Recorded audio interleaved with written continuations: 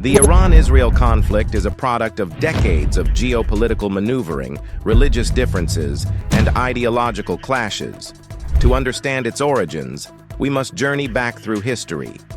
Iran's rejection of Israel's right to exist and its support for militant groups like Hezbollah and Hamas can be understood through both ideological and geopolitical lenses. The history of Iranian civilization shows that we have always supported peace and security. But particularly since the Islamic Revolution of 1979, has strongly opposed the existence of Israel. This opposition is rooted in religious beliefs, anti-Zionist sentiment, and a commitment to the Palestinian cause. Iran's leadership views Israel as an illegitimate entity occupying Muslim lands, particularly Palestine, and sees its support for Palestinian groups as a religious and moral duty. Geopolitically, Iran perceives Israel as a strategic adversary in the Middle East. By supporting militant groups like Hezbollah in Lebanon and Hamas in Gaza, Iran aims to challenge Israel's regional influence and security. These groups serve as proxies through which Iran can exert influence, project power, and pursue its strategic objectives in the region. Iran's support for these groups also allows it to maintain a foothold on Israel's borders, posing a threat to Israeli security. Overall, Iran's rejection of Israel's right to exist and its support for militant groups are driven by a combination of ideological opposition to Israel's existence and strategic calculations aimed at countering Israeli influence and advancing Iran's interests in the Middle East. In recent years, the Iran-Israel conflict has entered a new phase, characterized by proxy wars, cyber attacks, and covert operations. Iran's nuclear ambitions and Israel's efforts to prevent Tehran from acquiring nuclear weapons have been central to the complex dynamics of the Middle East for decades. Or if some of Iran's missiles had nuclear warheads, the regime that launched an unprecedented strike on Israel, a fellow member state of the UN, is barreling towards nuclear capabilities.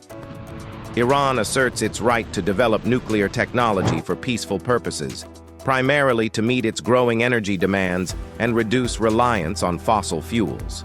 Nuclear capability is seen as a symbol of national sovereignty and technological advancement, bolstering Iran's status as a regional power. Iran argues that possessing nuclear capabilities serves as a deterrent against external threats and aggression, particularly from adversaries like Israel and the United States. However, Iran's pursuit of nuclear technology has raised international concerns about its true intentions, especially given its history of clandestine nuclear activities and lack of transparency. Discussion of the role of regional powers like Saudi Arabia and the United Arab Emirates in exacerbating tensions between Iran and Israel. At the heart of the Iran-Israel conflict are the leaders and stakeholders with vested interests in the region. Regional powers like Saudi Arabia and the United Arab Emirates play a significant role in exacerbating tensions between Iran and Israel. Both countries view Iran as a regional competitor and a threat to their own interests and influence in the Middle East. They are particularly concerned about Iran's support for Shia Muslim groups and its ambitions for regional hegemony. This geopolitical rivalry fuels a desire to contain Iran's power and influence, leading Saudi Arabia and the UAE to align themselves with Israel, which shares similar concerns about Iran's regional ambitions.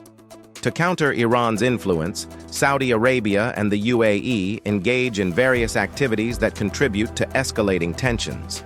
They support proxy conflicts with Iran in countries like Yemen, Syria, and Lebanon, exacerbating instability and insecurity in the region.